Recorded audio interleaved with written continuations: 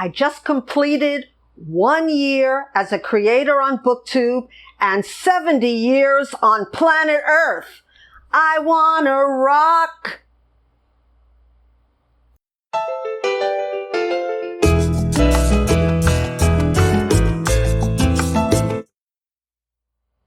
Aloha and welcome back to my channel. I'm Marilyn Maya Mendoza, the baby boomer booktuber. And as I said in my teaser, this is my first year on Booktube. And I'm very excited that I'm going to do a celebration this whole month. I don't know if you noticed, but I'm wearing my boyfriend's AC/DC t-shirt, Let There Be Rock. But I sang a Twisted Sister song, I Wanna Rock, no matter. That's his jam. My jam is more Janis Joplin from that time and the Rolling Stones, but it's all good.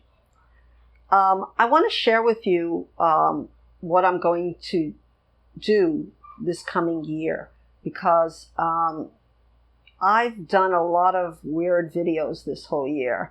I think that one of the most out there videos I did was my Dancing with a Cane video, but I'm not going to be doing that anymore because I don't need my cane as much because I've been really active.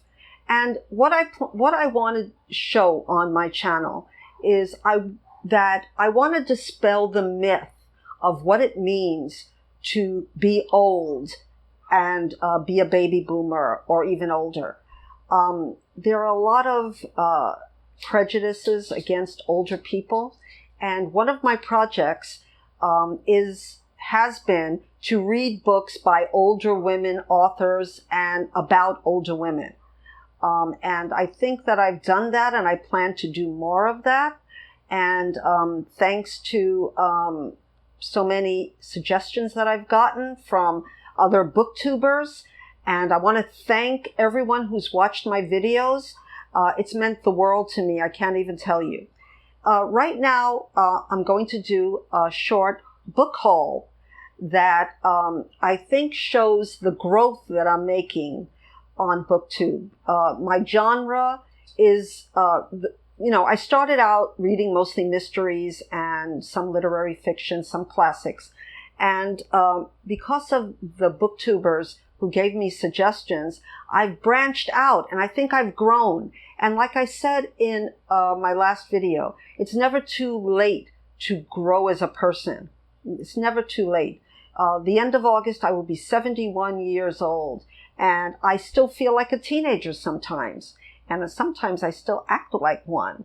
So you might see some self-indulgent videos. What? I can be more self-indulgent than I am already? Well, I also think that I'm also going to be more thoughtful than I was.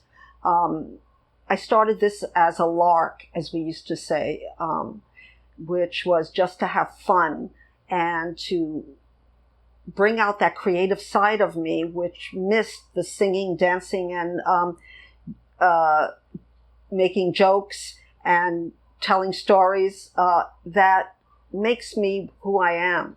And I've done all of that. But this year I want to take a more thoughtful approach on Booktube while still being myself. Because you can be yourself, which is outgoing, seemingly outgoing, and dancing and singing and making jokes and dancing, with canes. But you can also be an introvert and want to read and not want to go places. And that's also part of who I am. So let's get on with the book haul that I planned for you, a very short book haul. And my first book is Quartet in Autumn by Barbara Pym. This is the third Barbara Pym book that I've read so far, and I was turned on to Barbara Pym by Shawn the Book Maniac. And though I've liked Excellent Women and Crampton Hodnett, which was one of her first books that had been republished, this book is up my alley, and I'm reading it so slowly because I'm enjoying it so much. My good friend Lil of Lil's Vintage World mentioned that this was not her favorite Barbara Pym novel. And I can understand why. She's young.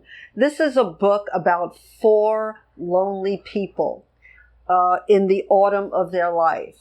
So let me read you a little bit about it. And I'm going to read the first paragraph of all the books that I'm going to haul. And it says on the top, one does not drink sherry before the evening, just as one did not read a novel in the morning. Those were rules that were during Barbara Pym's time. And she's trying to talk about these 4 people who I find totally fascinating. So it's 1970s London, and Edwin, Norman, Letty, and Marcia work in the same office and suffer the same problem, loneliness. Lovingly and with delightful humor, Pym conducts us through their day-to-day existence, their preoccupations, their irritations, their judgments, and perhaps most keenly felt, their worries about having somehow missed out on life as post-war Britain shifted around them. The cover is gorgeous.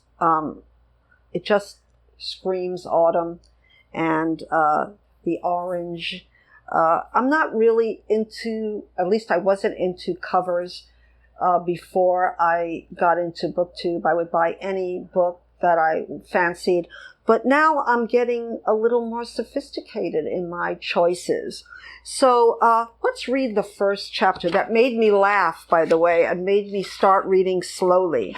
That day, the 4 of them went to the library, though at different times. The library assistant, if he had noticed them at all, would have seen them as people who belonged together in some way. They each in turn noticed him. With his shoulder-length golden hair, their disparaging comments on its length, its luxuriance, its general unsuitability, given the job and the circumstances, were no doubt reflections on the shortcomings of their own hair. That's all I'm going to read for this, because I laughed out loud. Because for you youngins, once you grow old, your hair sort of leaves you, whether you be the man or a woman.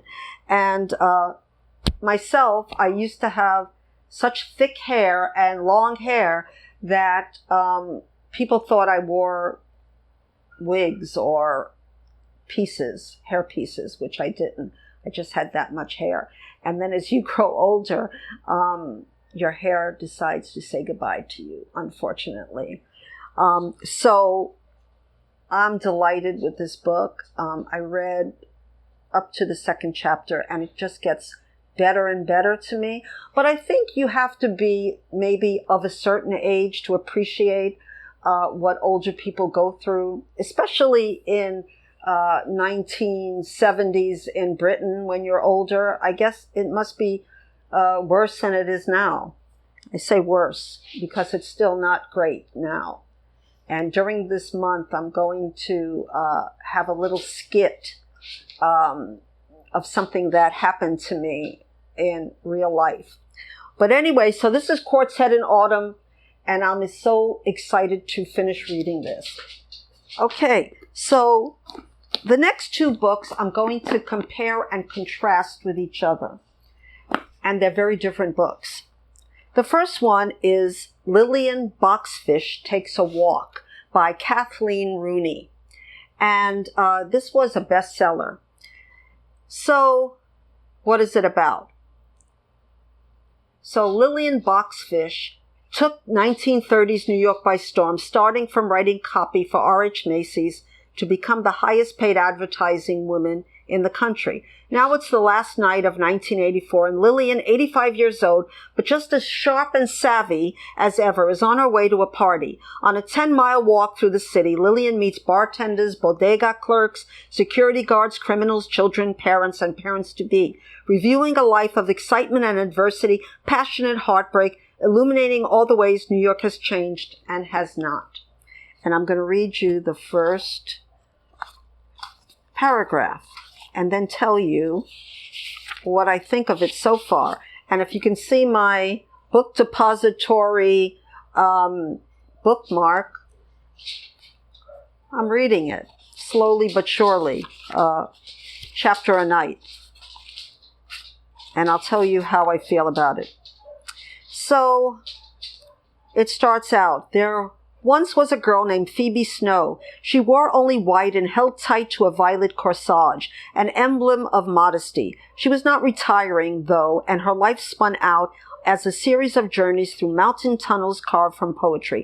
I never saw her doing anything beside boarding, riding, or disembarking a train, immaculate always, captivating conductors, and chatting other passengers.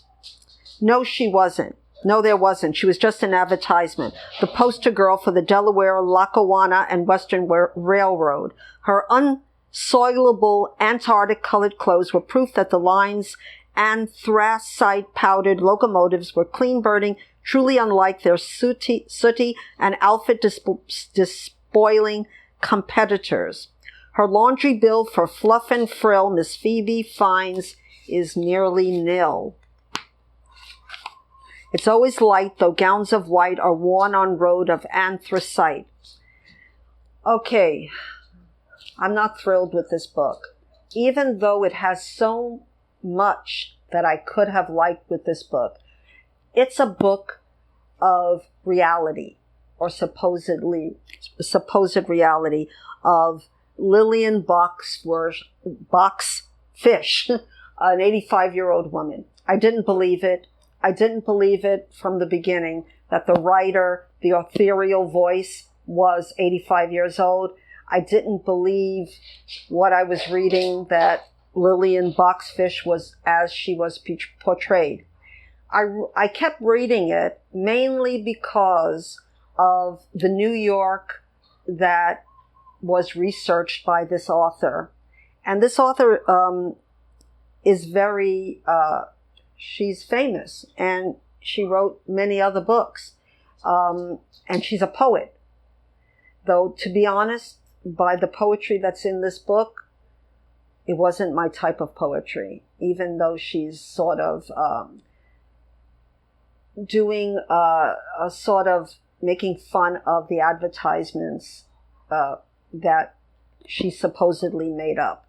And I think that Kathleen Rooney made these advertisements up. But I didn't believe it. And I looked it up, and sure enough, she's very young. She was an artist's model. I'm talking about Kathleen Rooney, and she also wrote a memoir. But this book is, I'm going through it because she's taking a walk. Now, I don't know too many 85-year-old women who could walk 10 miles, but, you know, that's the premise of this book. And as she walks, she takes this walk on New Year's Eve, and she's going through her mind about what her life was like. And I didn't get it. I didn't believe it. So what am I contrasting with it? This is a book that's a reality-based novel about a woman in the 70s who is taking a walk in New York, mentioning a lot of places like the 21 Club, that I actually went to once recently, and yet I didn't believe it. Then we come to The Vet's Daughter by Barbara Comyns, which is everything I'm supposed to not like. It's gothic. It has levitation in it, magical realism, and I couldn't put it down. Okay, why? I wanted to know, why is this book, which is a genre which I don't read, pulling me in, while this is a genre of New York that I would love to read, and I wasn't into it. So I did a little research, and let me just read you a few things that I found out. It says The Vet's Daughter is Barbara Comyns' fourth and most startling novel, and it was written in 1959. And this is a point that you should take to mind, because this is before magical realism was a thing. And she's 50, and she shows the mastery of the structure of a fast-moving narrative. So, what is this book about? this book was a bestseller, maybe one of her wonderful and original novel. And it might seem like it's a fantasy novel, but it's not. The Vet's Daughter is not about enchantment, it's about evil, the evil that can exist in the most humdrum people. Without being specifically feminist, it describes the evil treatment of powerless Edwardian wives and daughters, a theme in several of her other novels. And this is the part that got me. It says, not as satire like Stella Gibbons' Cold Comfort Farm, not meant to be funny or portentous, but as a statement of fact. So, this book I found more of a reality-based book than this one. So, what is it about? Let me first tell you that Graham Greene, who is an English novelist, maybe the best-known English novelist of his day, has this to say about this book. The strange offbeat talent of Miss Comyns and that innocent eye which observes with childlike simplicity the most fantastic or the most ominous occurrence, these have never, I think, been more impressively exercised than in The Vet's Daughter.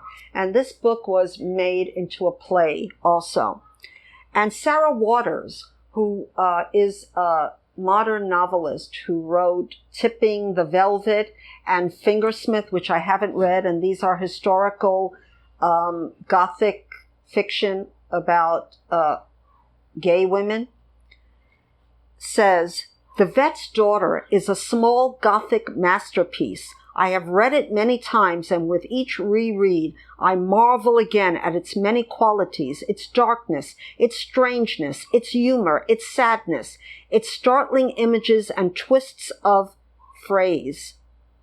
So told in the first person, The Vet's Daughter has the vividness and innocence and the revelatory intensity of the narrations of Pip or young David Copperfield. And Alan Hollinghurst, who's I think a contemporary of Sarah Waters, says this. And there's an introduction and says that this was written when she was 50. I loved this book, and I'm not going to tell you too much except that it's about a girl named Alice who has a father who is like the evil stepfather, if there was such a thing, in the worst Grimm's fairy tale that you can imagine. And she goes through life trying to find happiness.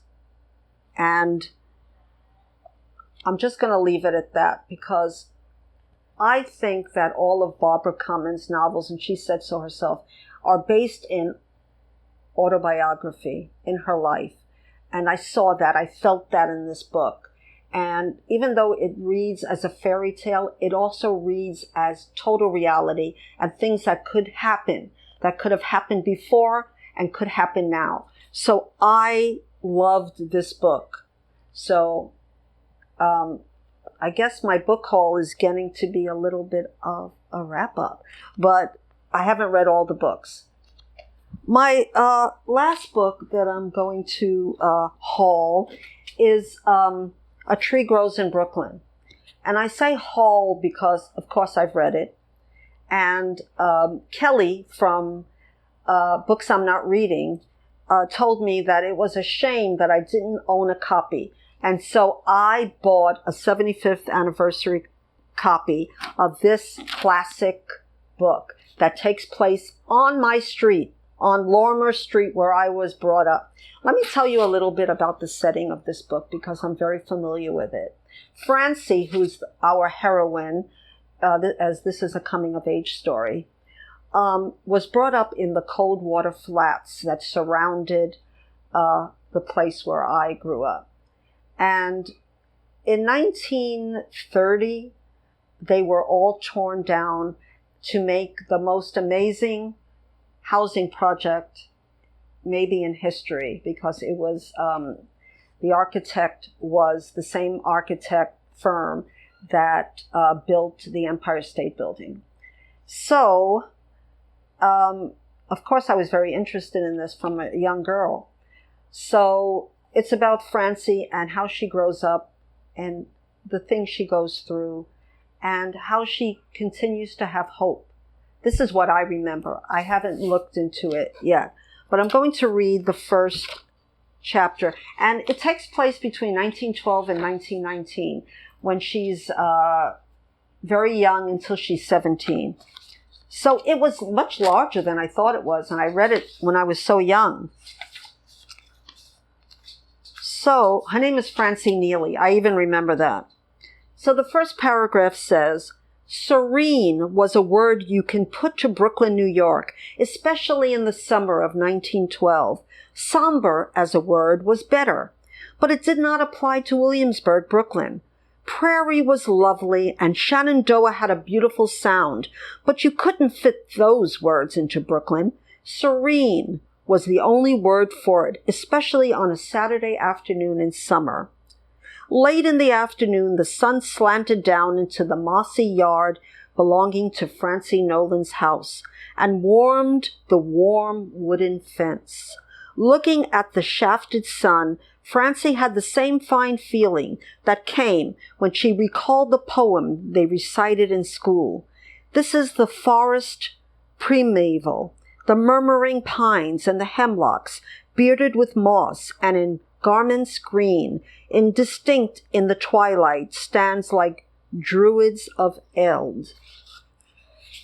So I'll end with that chapter, which I did not remember the poem that it began with. So Brooklyn right now is anything but serene. And even when I was growing up, when I moved to Williamsburg, Brooklyn, well, I was born really on Rodney Street, Brooklyn, which was torn down, and my mother moved into the Williamsburg projects on Lorimer Street, Leonard Street, all the streets that were mentioned in The Tree Grows in Brooklyn. So, of course, this is a classic that I have to say is my number one classic. It says, the beloved American classic about a young girl's coming of age at the turn of the 20th century. She went to the same library I did. And in fact, when I went back to Brooklyn, to my library on DeVoe Street, Brooklyn, her daughter was doing, they were putting up a plaque in the library, and she was digging something, and I can't remember what they were doing exactly. But if I remember, I will come back to you. So that's my little haul for my anniversary, the start of my first year anniversary on Booktube. And I'm going to end with a plea to you to ask me. I want to do a Q&A. And I said to one of my friends, I have my greatest fear that no one's going to ask me any questions, or I might tell too much because I'm an oversharer, as many of you know. And I don't care that I'm an oversharer. So please ask me a question. If you have any questions at all for me, I will definitely answer them toward the end of the month. And if you haven't already, please subscribe to my channel and hit the notification bell. And I will be with you all month, and we're gonna rock. Aloha.